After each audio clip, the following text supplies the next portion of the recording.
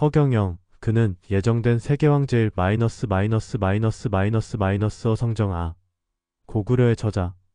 서기 동래구세 진인 진사성군정도령 서양의 운세는 동쪽으로 와서 구세 진인어 경영을 만나게 되고 진사년인 2024년과 2025년부터는 성스런 군주인 정도령 허경영의 시대가 된다. 이스라엘과 팔레스타인 무장세력 하마스 간의 전쟁이 심각한 지경으로 가고 있다. 이스라엘 지상군이 팔레스타인의 무장세력 하마스의 본거지인 가자지구 초토화 작업에 들어갔다. 이에 대해 핵을 가진 이란이 이스라엘에 대한 경고의 메시지를 보내고 있다. 이스라엘과 하마스와의 전쟁은 두말할 것도 없이 종교전쟁이다. 유태교와 이슬람교 간의 종교전쟁이다. 넓게는 기독교와 이슬람의 전쟁이기도 하다. 종족적으로 따지면 유태인과 아랍 쪽은 한 민족이었다. 원래 이스라엘과 아랍 민족은 같은 조상인 아브라함의 후손이다. 아브라함의 후실 부인 하갈에게서 난 큰 아들 이스마엘은 장자였지만 상속을 받지 못했다. 이스마엘의 후손이 오늘날의 아랍인이다.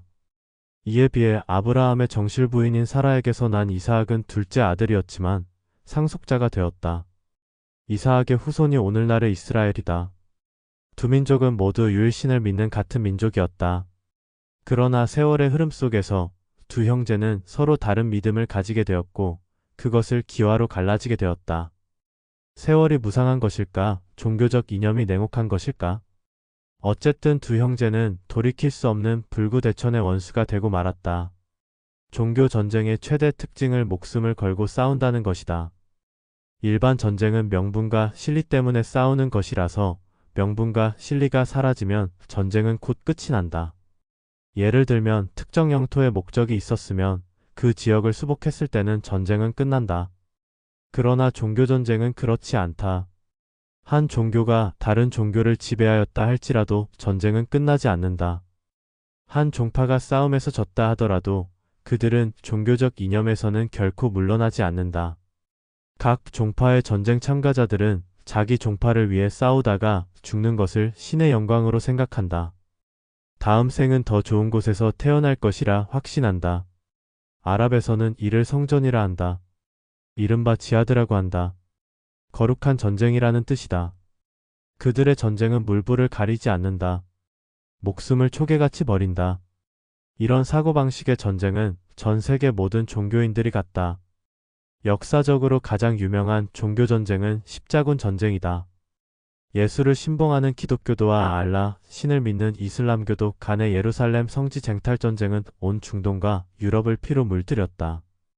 2001년에 있었던 미국의 쌍둥이 빌딩과 국방부인 펜타곤을 강타한 9.11 테러도 마찬가지다. 모두 종교가 뒷받침된 전쟁이었다. 이렇게 가다가는 20억 기독교인들과 20억 아랍인들 간의 종교전쟁은 3차 세계대전의 도화선이 될지도 모른다. 성서에 나오는 아마겟돈 전쟁이 현실로 다가올지도 모른다. 이 아마겟돈 전쟁은 결국 핵전쟁으로 비화될지도 모른다. 종교전쟁은 이렇게 잔악하고 무서운 것이다. 인간은 이제 자체적인 힘으로 3차 대전인 핵전쟁을 막을 수가 없다. 그래서 메시아의 도래는 돌이킬 수 없는 필연이다. 앞으로 올 메시아는 어떤 형태로 올 것인가? 아니, 앞으로 올 메시아는 어떤 형태로 와야 하는 것인가? 격암유로권효 결서정 감록성 소도전 등에는 미래에 나타날 메시아의 도래와 관련하여 다음과 같은 예언들이 실려 있다. 그 메시아는 허경영을 지칭하고 있음을 확인할 수 있다. 지금부터 인류의 메시아 허경영에 대한 예언서의 내용들을 살펴보자. 1메시아 시대의 도래 진사성인출하고 오미낙당당이라. 진사년인 2024년과 2025년에는 성인어 경영이 출현하고 오미년인 2026년과 2027년에 집집마다 즐거운 일이 생긴다.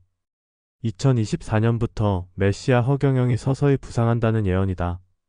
이한국에서 세계왕제가 나온다. 38목 운시왕 출이다.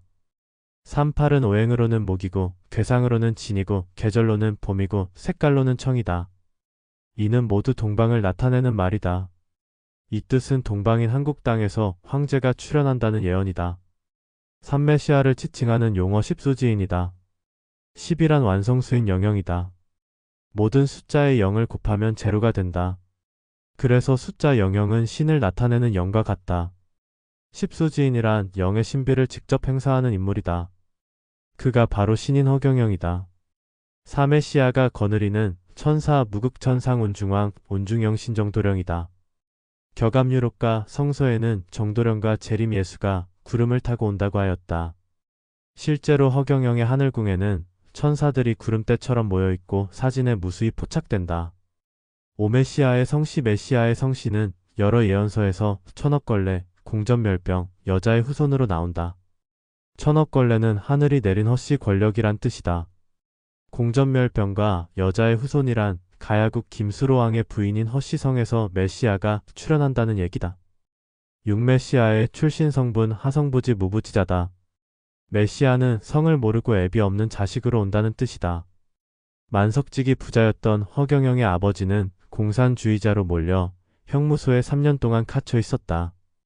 이때 어머니가 꿈의 선몽을 받고 허경영을 낳는다. 칠메시아의 출생연도 원효결서에는 키축년 1949년에 태을의 전기를 받은 진인 허경영이 태어난다고 하였다. 과연 허경영은 음력으로 기축년 소띠생이다. 원효결서는 고려의 등장, 조선의 등장, 이승만과 박정희의 등장 등도 모두 기록되어 있는 비결서이다. 팔메시아가 오는 지역 사도부도신인 출라하였다. 한반도는 백두산을 중심으로 두만강과 압록강이 바다로 연결되어 있다. 그래서 섬인 듯 섬이 아닌 듯한 지형을 이루고 있다.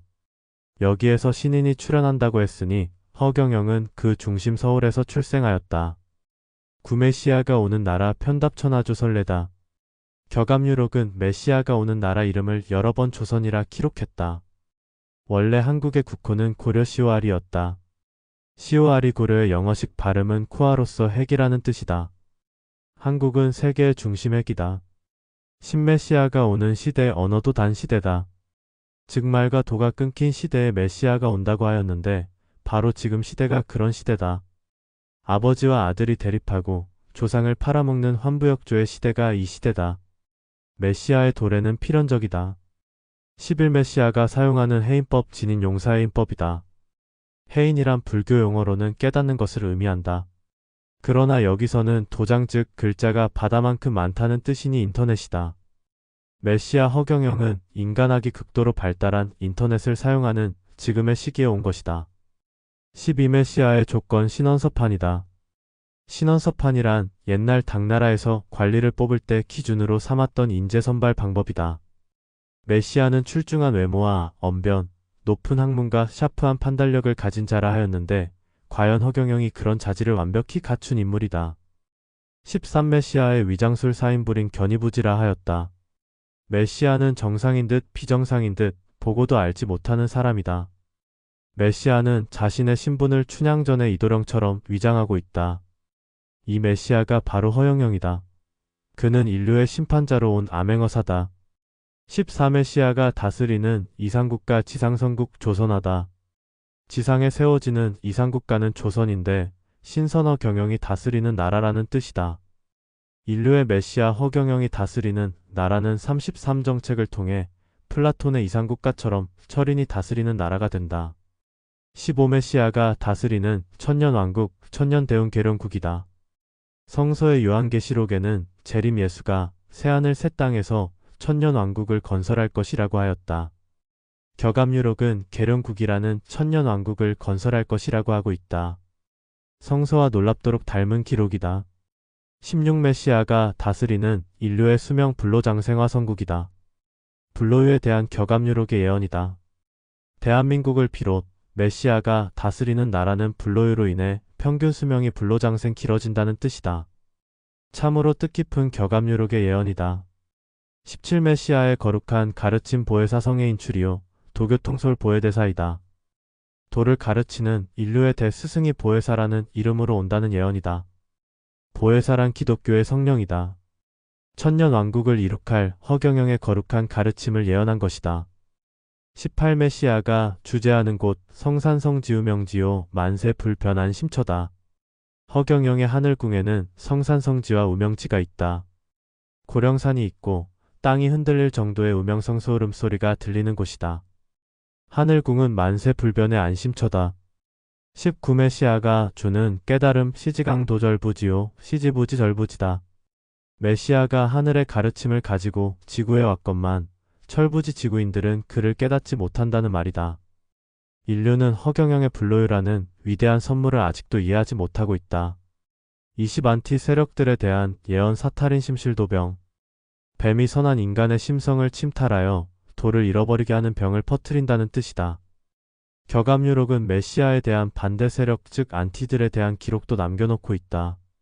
참으로 놀라운 격압유록의 기록이다. 이상에서 보는 바와 같이 메시아는 기존에 알려진 종교에서 오지 않는다. 메시아는 예정되어 있는 사람이 예정되어 있는 지역에서 예정된 사역을 하며 오는 것이다. 그 예정된 사람과 예정된 지역과 예정된 사역이란 허경영이며 대한민국이며 허경영의 세계통일이다. 민족 종교인 증산도 대순진리회 무국대도의 창시자 강증산 선생의 메시아관을 보면 앞으로 올 메시아는 판 밖에서 올 것이라고 하였다. 여기서 판이란 종교판 내지 정치판을 말한다. 인류에게 올 메시아는 특정한 종교판 바깥, 구태의 연한 정치판 밖에서 온다는 뜻이다. 예수의 제자 사도 요한이 기록한 기독교의 성경 요한계시록에도 말세 시대에 세상을 심판하러 올 메시아는 기존 종교에서 오는 것이 아니라 새 이름으로 온다고 하였다. 그가 만들 세상은 새 하늘과 새 땅이며 그가 이룰 도성은 새 예루살렘이라 말하고 있다. 인류의 이상은 기존의 캐캐 묵은 교리에 존재하지 않는다. 새 술은 새 포대에 부어야 한다는 성경의 가르침은 옳은 말이다. 새 술을 헌 포대에 부으면 새 술의 맛까지 버린다. 강증산이 도전해서 세상을 구원하러 오는 메시아가 판 밖에서 온다고 한 말과 비슷하다.